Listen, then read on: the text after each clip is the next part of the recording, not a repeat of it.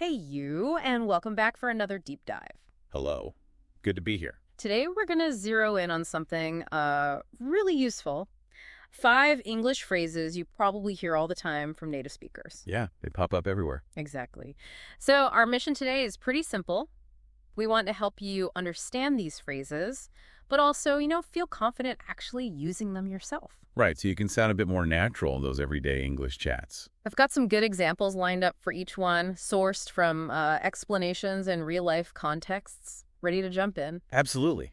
Let's do it. Think of these phrases as kind of like little shortcuts in English. Shortcuts. I like that. Yeah, knowing them helps you get the feeling behind the words, not just like the dictionary definition. Okay, let's dive into our first phrase then. Hang in there. You definitely hear this one. What's the real meaning? Hang in there is basically all about encouragement. It's like saying don't give up, or keep going. Especially when things are a bit tough. Exactly. When things are difficult, it's really a way to show support, show someone you're rooting for them. Got it. Okay, so our first example is about a friend. Maybe they're studying for a really hard exam next week. How would you use hang in there naturally? Well, you might say something like, I know it's tough. Yeah. Then maybe pause a little. But hang in there. Right. The exam is next week. Pause again. And you'll do great. That little pause gives it a bit more oomph. Yeah, emphasizes the encouragement, like a little verbal pat on the back. Precisely. Okay, here's another one.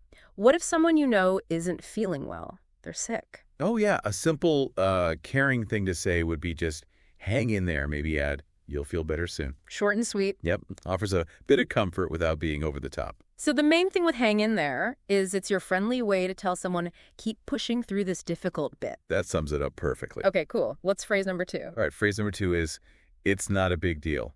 It's not a big deal. I think I use this one a lot. Maybe too much when I spill coffee. Huh. Well, it's perfect for that.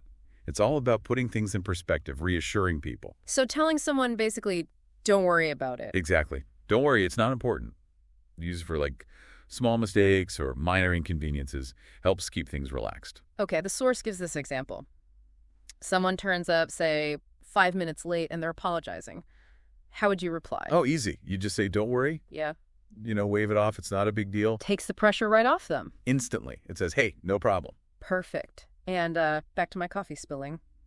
Or maybe just spilling a little water. Yep. You could say, it's not a big deal, and maybe add, I'll clean it up.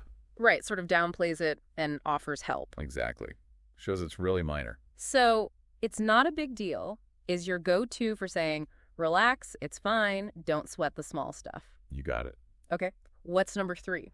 Number 3 is super, super common, especially as a greeting. What's up? What's up? Okay, simple enough, but doesn't it have a couple of uses? It does, yeah. Mostly, it's just a really casual way to say hello or how are you? Very informal.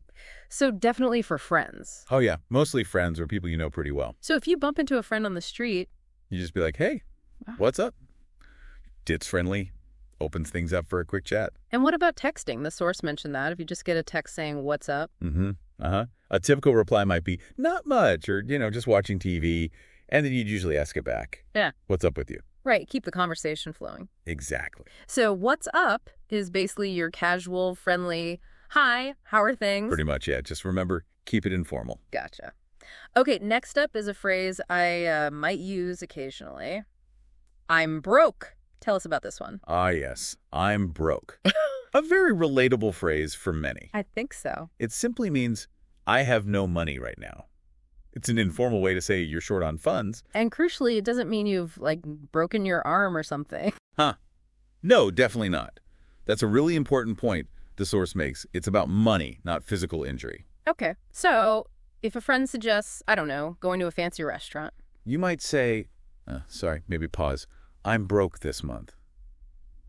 It's direct, but still casual. Okay. I feel like I'm often broke after buying too many books, not just coffee. The source mentions shopping too much. How would that sound? Yeah, you might say it kind of jokingly, like, oh, I shouldn't have bought those shoes. Pause, now I'm broke. Right. Used in a more lighthearted way sometimes. Often, yeah. Expressing a little, mock regret about spending. So I'm broke. Casual way to say no cash. Good to know the context. And definitely not for, a job interview. Definitely not. Keep it informal. Okay, what's our final phrase for today? Last one is no worries. This one's great, really versatile, super friendly feel. No worries. I hear this a lot too. Is it more common in certain places? I feel like I hear it from Australians. You're spot on. It's very common in Australian English, also British English, but you hear it in American English quite a bit now too.